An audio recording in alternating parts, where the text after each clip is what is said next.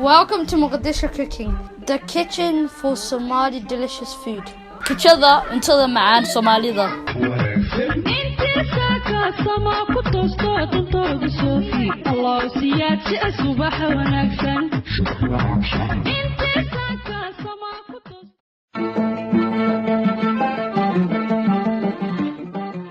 السلام عليكم ورحمة الله وبركاته وأنا ذي وذا سلامي أصحابي ما أنت محن نو سمينيا وقراع قراع ذا سوحي كسميسان تهي إن محل ذا وحيابا بدن نسكو دردري سيدا محل هذا قمدي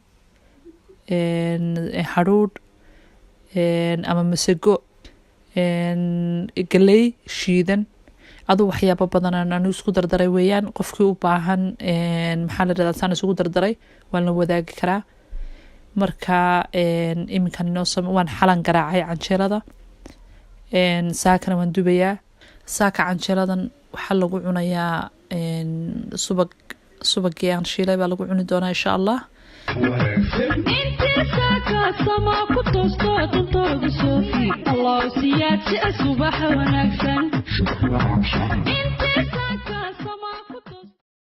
marka waxaan aan idinka codsan lahaa inaynan dhaqankeena ka tegin canjeelada ma aha waa run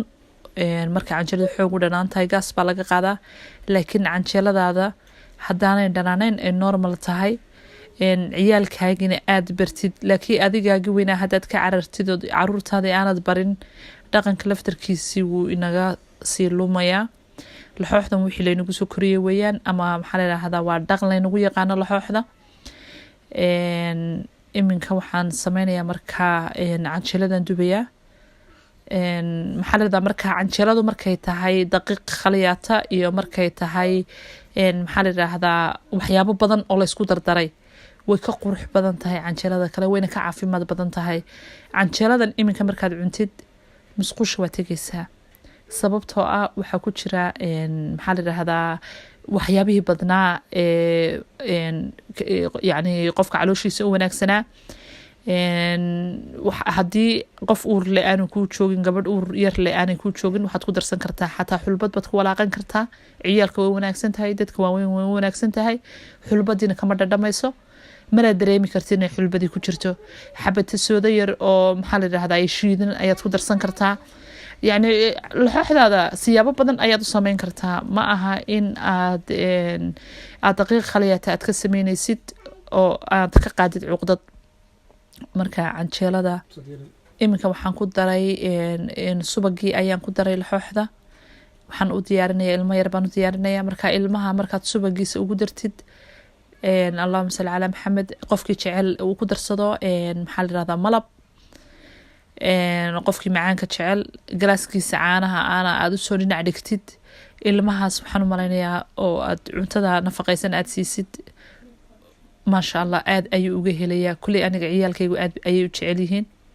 waana u sameeyaa mar walba ma aha inaan sabti iyo xad keliya taa aan sameeyo markasta waan u sameeyaa aan ugu sameeyo suqaar aan ugu sameeyo faasuuliyad aan ugu sameeyo keliyo yacni noocyo badan aan ugu sameeyo mar aan subag ugu sameeyo laxooxdu waa waxa keliya intaasoo nooc noqon karta sida ay u badan tahay iminka waxaan ku shubay caaga yar oo aan meesha soo dhigay waxaan ku shubay dhanaanis aan la hadhay ama khamiir aan la hadhay because si aan caawa aan ugu qasto haddii laha yiraahdo kumana darayo iis oo iista waxaa ka wanaagsan dhanaaniskaada adigu dhigatid bahasha almuniyonka aan meesha saaray sababtaan u saaray waxay tahay